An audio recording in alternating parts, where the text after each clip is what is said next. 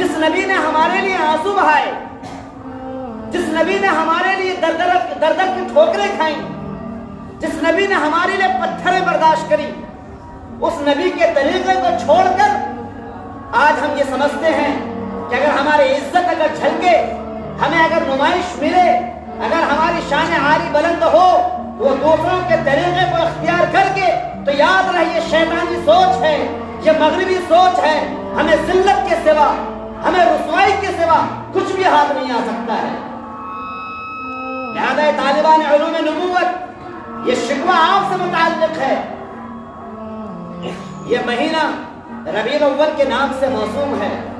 اس مہینے میں یقیناً جگہ جگہ میلاد النبی کے نام سے جلسے منعقد کیے جاتے ہیں، لیکن ہم پوچھنا چاہتے ہیں کتنے ایسے طلبہ ہیں جنہیں اللہ کے نبی محمد عربی صلی اللہ علیہ وسلم کی زندگی اور ان کے حیات مبارکہ کے تعلق سے ان کے ذہن و دماغ میں یہ بات بیٹھی ہوئی ہے کہ اللہ کے نبی صلی اللہ علیہ وسلم کا حقیقی نام کیا ہے، ان کے نام کتنے ہیں، ان کی پیدائش کب ہوئی، ان کی پیدائش کہاں ہوئی، ان کی والدہ کا نام کیا ہے، ان کے والد کا نام کیا ہے، ان کے دادا کا نام کیا ہے، آپ صلی اللہ علیہ وسلم نے کہاں ہجرت فرمائی، کیوں ہجرت فرمائی، آپ صلی اللہ علیہ وسلم نے سب سے پہلا مدرسہ کہاں قائم فرمایا۔ ہم میں سے کتنے ایسے طلبہ ہیں جن کو اللہ کے نبی صلی اللہ علیہ وسلم کے ان گوشوں کے بارے میں معلوم ہے؟ کیا فائدہ ہے جلسہ جلوس میں شرکت کرنے سے؟ کیا فائدہ ہے ڈھول اور تاشے بجانے سے؟ کیا فائدہ ہے سڑکوں پر ننگے ناچ ناچنے سے؟ ہمارے دشمنان بھی ہنستے ہیں، شیاطین بھی ہنستے ہمارے کرتوت پر۔ آپ کو معلوم ہونا چاہیے کون بنے گا کروڑ پتی، جہاں پر کہ امیتابھ بچن سوال کرتے ہیں، اور سوال یہ ہوتا ہے، سامنے بیٹھا ہوا بچہ ایک مسلمان کا بچہ ہے، سوال یہ ہوتا ہے آپ صلی اللہ علیہ وسلم پیدا کہاں ہوئے؟ اے مکے میں، بی بنارس میں، سی کسی اور جگہ کا نام دیا گیا، اس بچے کا جواب تھا بنارس۔ یہ مسلمان بچوں کا یہ حال ہے۔ کتنے ایسے بچے ہیں جو دنیا سے چلے جا رہے ہیں، لیکن جنہیں اللہ کے نبی صلی اللہ علیہ وسلم کی سیرت سے ذرہ برابر آشنائی حاصل نہیں ہے، ذرہ برابر واقفیت حاصل نہیں ہے۔ اگر اللہ کے نبی صلی اللہ علیہ وسلم کی مکی زندگی ہو، مکی زندگی میں بھی وہ حیات اور وہ زندگی جو 40 سال پر مشتمل، پھر وہ زندگی اللہ کے نبی صلی اللہ علیہ وسلم نے یتیمی کا دور گزارا ہے۔ یتیمی کے دور میں بھی 6 سال، 8 سال، 12 سال، 15 سال اور 25 سال تک کے حالات کا آپ مطالعہ کریں، تب آپ کو پتہ چلے گا کہ ہمارے نبی صلی اللہ علیہ وسلم صرف کسی عالم کے لیے آئیڈیل نہیں ہے، ہمارے نبی صلی اللہ علیہ وسلم صرف بوڑھوں کے لیے آئیڈیل نہیں ہے، ہمارے نبی صلی اللہ علیہ وسلم بچوں کے لیے بھی آئیڈیل ہیں، ہمارے نبی صلی اللہ علیہ وسلم نوجوانوں کے لیے بھی آئیڈیل ہیں، ہمارے نبی صلی اللہ علیہ وسلم بوڑھوں کے لیے بھی آئیڈیل ہیں، ہمارے نبی صلی اللہ علیہ وسلم شوہروں کے لیے بھی آئیڈیل ہیں، ہمارے نبی صلی اللہ علیہ وسلم ان کے لیے بھی آئیڈیل ہیں، کیونکہ ہمارے نبی صلی اللہ علیہ وسلم صرف نبی نہیں تھے بلکہ ایک انسان تھے۔ انما انا بشر، میں انسان ہوں، میں بشر ہوں۔ لیکن افسوس کی بات ہے ہم نے آپ صلی اللہ علیہ وسلم کو صرف ایک رسول کی حیثیت سے جانا، نبی کی حیثیت سے جانا۔ آپ صلی اللہ علیہ وسلم کی ان گوشوں کو ہم نے چھوڑ دیا، آپ صلی اللہ علیہ وسلم کے ان لمحات کو ہم نے چھوڑ دیا جو لمحات اپنے بچوں کے ساتھ گزارے، جو لمحات اپنی بیویوں کے ساتھ گزارے، جو لمحات اپنے دوستوں کے ساتھ گزارے، جو لمحات غیروں کے ساتھ گزارے، جو لمحات اپنوں کے ساتھ گزارے، ان لمحات کو ہم نے چھوڑ دیے۔ کتنوں کو معلوم ہے اللہ کے نبی صلی اللہ علیہ وسلم نے دشمنوں کے ساتھ کیا سلوک کیا؟ آپ غزوہ بدر کو اٹھا کر دیکھ لو، آپ سورہ حدیبیہ کے موقع کو پڑھ لو، آپ صلی اللہ علیہ وسلم نے اپنے دشمنوں کے ساتھ جو حسن سلوک اور جو رویہ اختیار کیا ہے تاریخ گواہ ہے۔ افسوس کی بات ہے آج دشمنان اسلام اگر اللہ کے نبی صلی اللہ علیہ وسلم کی ذات مبارکہ پر کیچڑ اچھالتے ہیں، ان کے ہاں میں ہاں ملانے کے لیے ہم تیار ہوتے ہیں، ہمارے نوجوان تیار ہوتے ہیں، اسکول کے پڑھے ہوئے، کالجز کے پڑھے ہوئے، یونیورسٹیز کے پڑھے ہوئے، کیونکہ انہیں اللہ کے نبی صلی اللہ علیہ وسلم کی زندگی کے بارے میں معلوم نہیں کہ آپ صلی اللہ علیہ وسلم نے فتح مکہ کے موقع پر دشمنوں کے ساتھ کیا سلوک فرمایا تھا، اور یوم المرحمہ کا نعرہ کس نے بلند کیا تھا ہمیں معلوم نہیں. لا تثریب علیکم اليوم وانتم الطلقاء کس نے فرمایا تھا ہمیں معلوم نہیں. اور آج دشمنان اسلام اگر کہہ رہے ہیں اللہ کے نبی یہ محمد دہشت گرد تھے، یہ محمد دشمنوں کے ساتھ غیروں کے ساتھ سخت رویہ اختیار کرتے تھے، تو ہم ان کے ظلم ملانے پر تیار بیٹھے رہتے ہیں. یہ صرف ان لوگوں کی شکایت نہیں ہے جو اسکولوں میں تعلیم حاصل کر رہے ہیں، جو کالجز میں تعلیم حاصل کر رہے ہیں، مدارس اسلامیہ کے طلباء سے ہم مخاطب ہیں. ہم اپنے مدرسے میں زیر تعلیم طلباء سے مخاطب ہیں، اور ہمارے ویڈیوز جہاں جہاں پہنچتی ہے ہم ان تمام طالبان علوم نبوت سے مخاطب ہیں کہ آپ کو اللہ کے نبی صلی اللہ علیہ وسلم کی مکی زندگی، مدنی زندگی، اور آپ صلی اللہ علیہ وسلم کی وہ زندگی، وہ لمحات اور وہ گھڑی اور وہ پل جن کو کہ آپ صلی اللہ علیہ وسلم نے بحیثیت بشر کے گزارے ہیں، کیا ہمیں معلوم ہے نہیں ہے؟ آپ شوہر بن گئے، لیکن شوہر بننے کے لیے آپ صلی اللہ علیہ وسلم کی زندگی کا مطالعہ کرو. آپ اگر باپ ہو اللہ کے نبی کی زندگی کا مطالعہ کرو. آپ نانا ہو اللہ کے نبی کی زندگی کا مطالعہ کرو. آپ یتیم ہو اللہ کے نبی کی زندگی کا مطالعہ کرو. آپ اگر مظلوم ہو اللہ کے نبی کی زندگی کا مطالعہ کرو.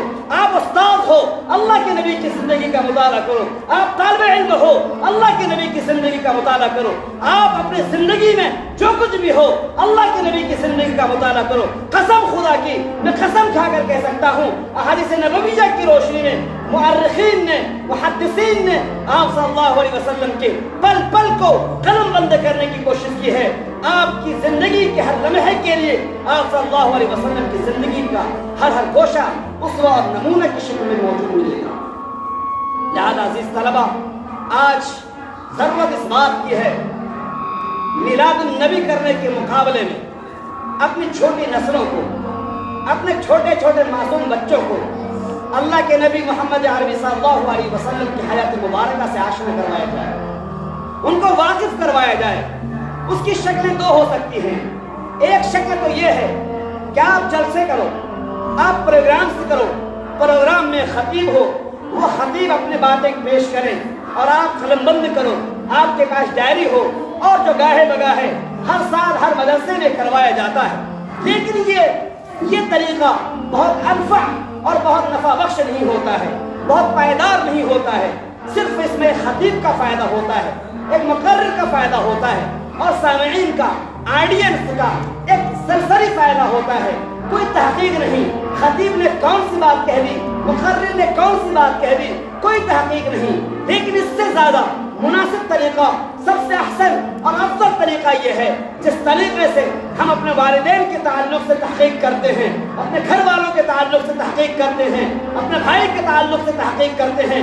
ہمیں کسی لڑکی سے شادی کرنی ہوتی ہے، ہم تحقیق کرتے ہیں ان کے ننیحال کے بارے میں، اللہ کے نبی محمد عربی صلی اللہ علیہ وسلم اس بات کے زیادہ مستحق ہیں ان کے ننیحال کو دیکھا جائے، ننیحال کو دیکھا جائے. آپ صلی اللہ علیہ وسلم کی زندگی کے ہر پل کو، ہر گھڑی کو باضابطہ بیٹھ کر ایک کونے میں، کسی خانقاہ میں، مسجد کے کسی احاطے میں، میدان کے کسی کونے میں بیٹھ کر کتاب کا اصل مطالعہ کیا جائے. یہ طریقہ سب سے احسن ہے، سب سے افضل ہے. مدارس اسلامیہ میں ہو، مدارس عصریہ میں ہو، خاص طور سے اس وقت ضرورت اس بات کی ہے اسکول میں وہ بچے جہاں پر کہ سیلیبس مکمل بدل دیا گیا ہے، جہاں پر کہ اللہ کے نبی صلی اللہ علیہ وسلم کو غلط شکل میں پیش کیا جا رہا ہے، ان کی شبیہ بگاڑ دی گئی ہے. ایسے موقع پر وہ بچے جو اسکول میں تعلیم حاصل کرتے ہیں، کالجز میں تعلیم حاصل کرتے ہیں، یونیورسٹیوں میں تعلیم حاصل کرتے ہیں، اور ایک وہ طلبہ جو دارالفیض محمدی میں تعلیم حاصل کر رہے ہیں، آپ کے بھائی اگر اسکول میں تعلیم حاصل کر رہے ہیں، ربیع الاول کا مہینہ ہم سے مطالبہ کرتا ہے، آپ فون اٹھاؤ، اپنے والدین کو کہو کہ آپ میرے چھوٹے بھائیوں کو کتابیں خرید دیجئے، سیرت رسول اکرم خرید دیجئے، رحمت عالم خرید دیجئے. ان کتابوں کا مطالعہ باضابطہ کریں، بیٹھ کر کریں. ربیع الاول کا مہینہ اسی مطالعے میں گزرے. انشاءاللہ ایک مہینے کا مطالعہ اللہ کے نبی صلی اللہ علیہ وسلم کی حیات مبارکہ سے ہے واقف کروانے پر انشاءاللہ ان کے لیے کافی و شافی ہو سکتا ہے. اور اس سے بھی بہتر طریقہ یہ ہے کہ آج کسلان کا دور ہے، آج سستی کا زمانہ ہے. نواز کیا جائے، انعامات سے نوازا جائے۔ الحمدللہ ہمارے اس ادارے میں یہ طریقہ ہمارے اساتذہ کرام نے شروع فرمایا۔ گزشتہ سالوں میں طلبہ کے مابین سیرت اور کوئز کا مقابلہ ہوتا رہا، پیسے دیے جاتے ہیں۔ ہمارے وہ لوگ جو باہر سے یہاں پر تقریر سننے کے لیے آتے ہیں، میں آپ سے مطالبہ کرتا ہوں کہ آپ ایسے پروگراموں میں ضرور حصہ لیا کریں۔ کام میں، گرہ میں، سکھ میں، ہر اعتبار سے آپ پیسے خرچ کرو صرف اس نام پر کہ اگر کسی پروگرام میں بچے شرکت کر رہے ہیں، اللہ کے نبی صلی اللہ علیہ وسلم کی زندگی کو یاد کروایا جا رہا ہے، ان بچوں کو ہم پیسے دیں گے انعام کے طور پر، تاکہ ان کے اندر ان کی ہمت افزائی ہو، ان کی تشجیع ہو، اور وہ پورے وقت کو نکال کر اللہ کے نبی صلی اللہ علیہ وسلم کی زندگی کا مطالعہ کریں۔ لہذا انشاءاللہ ہمارے اس ادارے میں 20 تاریخ کو یہ پروگرام منعقد ہونا طے پایا ہے۔ ہمارے اساتذہ کرام نے یہ مبارک قدم اٹھایا ہے۔ ربیع الاول کا مہینہ اس بات کا زیادہ مستحق ہے کہ اس طرح کے پروگرام منعقد کیے جائیں۔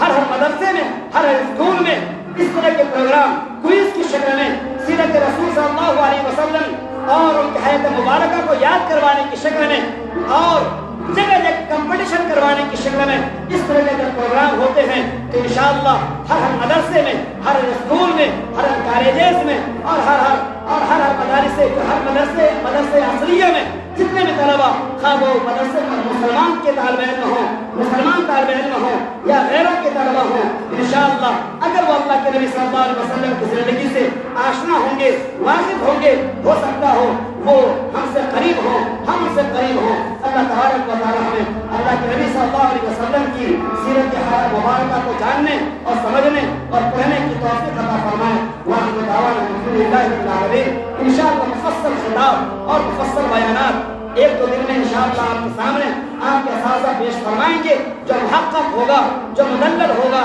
جس میں بتایا جائے گا آپ صلی اللہ علیہ وسلم کی پیدائش کس تاریخ کو ہے، جیسا کہ غلطی کے لوگ شکار ہیں۔ 12 ربیع الاول، 13 ربیع الاول بعض لوگوں نے کہہ لیا، بعض 1 ربیع الاول کہا۔ اس طرح کی تحقیق کی بات انشاءاللہ آپ کے سامنے آپ کے محققین، آپ کے مورخین، آپ کے وہ اساتذہ جو باحثین ہیں آپ کے مابین پیش فرمائیں گے۔ جزاکم اللہ خیر۔ السلام علیکم ورحمۃ اللہ وبرکاتہ۔